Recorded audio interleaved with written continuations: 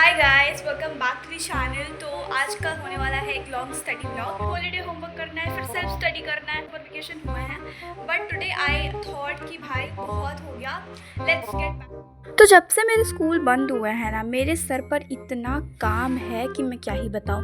मतलब देखो, पहली चीज़ सेल्फ स्टडी, फिर देखो तुम्हें स्कूल का भी काम रहता है, कुछ कुछ बच्चों को कोचिंग का काम रहता है, फिर उसके बाद डीपीपी, उसके बाद हॉलीडे होमवर्क, बहुत सारा काम, और साथ ही साथ प्रोजेक्ट और मॉडल्स। मतलब तुम समझ सकते हो हम स्टूडेंट्स की लाइफ में कितना कुछ है सहने के लिए।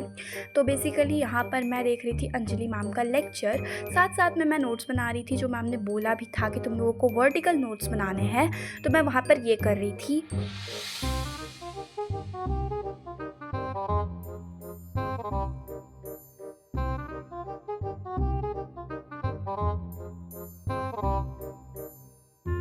तो मैम ने जितना भी काम करवाया था मैंने वो कर लिया है। मतलब आगे का भी कुछ कुछ रहता है, बट क्वेश्चंस मैंने सारे सॉल्व करे हैं। जो भी मैम ने जिसमें भी टिक करा रखा था तो मैंने कर लिया है। और मैम ने इतना पेज कुछ लिखवाया था तो मैंने वो करा है। और अभी मैं ब्रेकफास्ट करूँगी, तो साथ ही साथ मैं यहाँ पे स्टडी वाली वीडियो देखती हूँ, लाइक स्टडी विद मी, तो बहुत ज़्यादा प्रोडक्टिव हो जाता है।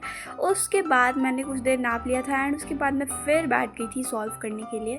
लाइक सॉल्व नहीं करने के लिए, साइंस का ही कुछ काम था मेरे को। लाइक जो आगे का नोट्स था वो मैंने सोचा कि मैं खुद से बनाऊंगी। बिकॉज़ देखो, चाहे मुझे कितनी भी अच्छी नोट्स प्रोवाइड कर दिए जाएं, बट मुझे खुद से बनाने में अलग ही सुकून मिलता है एंड खुद से पढ़ने में अलग ही अच्छा लगता है। देखो, अगर तुम खुद के नोट्स बनाते हो तो तुम्हें एग्ज़ाम में समझ आता है।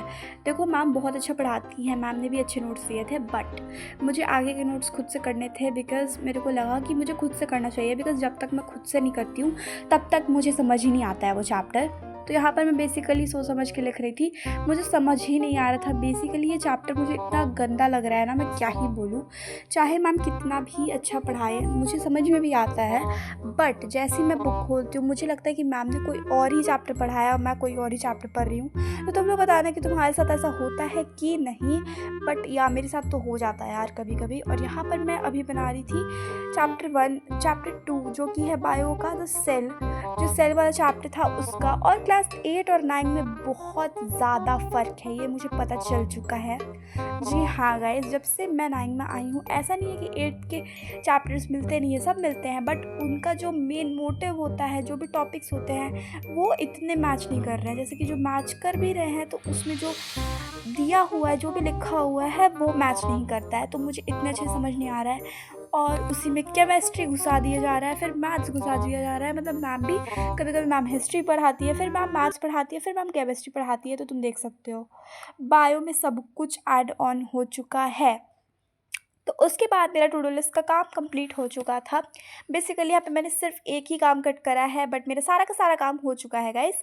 तो यार, here is the study blog. Hope so कि तुम्हें पसंद आया होगा। तब तक के लिए बाय।